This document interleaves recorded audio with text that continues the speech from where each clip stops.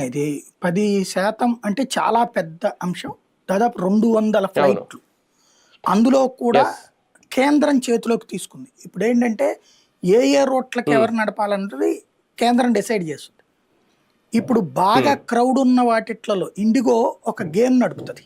ఇక్కడ చాలా మందికి తెలియని హ్మ్. విషయం ఏంటంటే, ఇండిగో సర్వీసెస్ అత్యధికంగా నైట్ ఉంటాయి ఎక్కువగా. అవును. హ్మ్. ఎందుకు హ్మ్. అంటే, హ్మ్. మనకి విమానము మామూలుగా ఒక ఎయిర్‌పోర్ట్‌లో దిగి పైకెళ్ళడానికి అయ్యేటటువంటిది మినిమమ్ ఛార్జ్. ఆ ఎయిర్‌పోర్ట్‌కి ఆళ్ళు కట్టేది ఫ్లైటోళ్ళు. అంటే అవును. లైక్ మనం అవును. హ్మ్. పార్కింగ్‌లో పెట్టి తీసుకెళ్ళినట్టనమాట.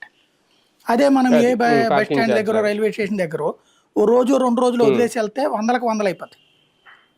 అవును. హ్మ్. ఒక గంట, 2 గంటలయితే పెద్ద ప్రాబ్లమ్ లేదు. అవును. అవును. నైట్ పూట పెట్టామంటే భారీగా ఖర్చవుతది మనకి.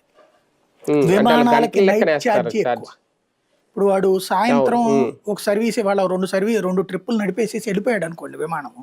అక్కడ పెట్టేసేసి హ్మ్. బోలెడు ఛార్జీ హ్మ్. కట్టాలి ఎయిర్‌పోర్ట్‌కి. ఆ నడిపిన దానికన్నా ఈ పార్కింగ్ చార్జ్ ఎక్కువవుతది. ఎక్కువవుతదేమో. అందుకని వాడేం అదే. జేస్తాడంటే ఎక్కువగా చాలా హ్మ్. టాక్టికల్‌గా కనిపెట్టాడు అసలు రహస్యాన్ని. లాస్ తగ్గించుకోవడానికి ఆడు ఎక్కువగా నైట్ హ్మ్. సర్వీసెస్ నడుపుతాడు.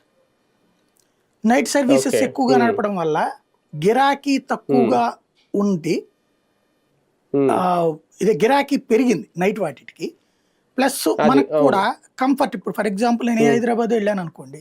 నైట్ 11:00కో, హ్మ్. 10:00కో